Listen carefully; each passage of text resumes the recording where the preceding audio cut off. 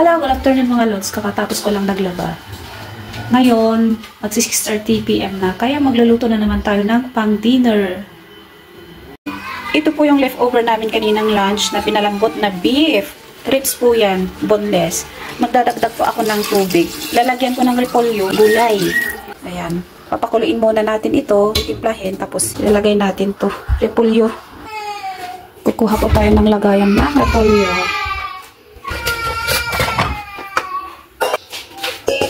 O bakit baby loves? Magpapabuhat daw siya. Magtuchok tayo ng repolyo o. Sige, dyan ka garot ha. Magtuchok tayo ng repolyo. Wala. Nagpapa-baby loves na naman tong baby natin. Gusto magpabuhat.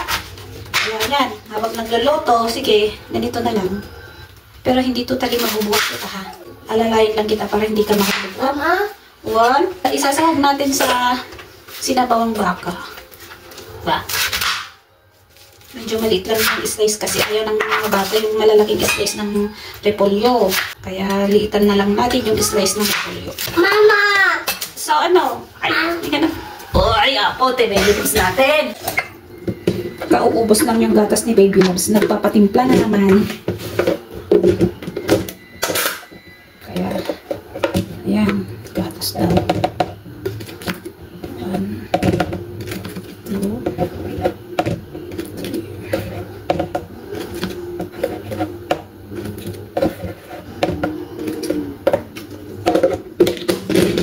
Lagyan natin ng mainit na tubig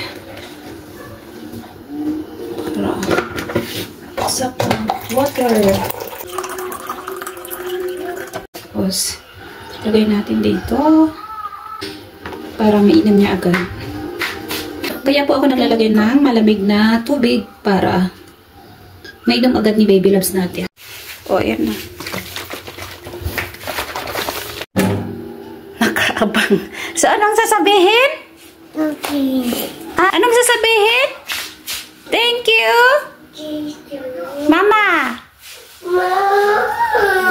Oh, hindi na nga. Maglalagay na po tayo ng salt. Seasoning. Ihalo natin. Ayan siya. Oh.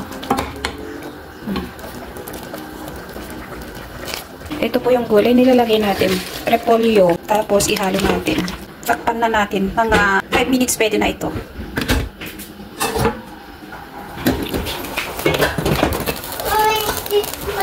Maglalagay pala ako dito ng konting patis. Pwede din po kayo maglagay dito ng pampaasim or mga sili. Pero kami hindi na. O di kaya'y pait-pait.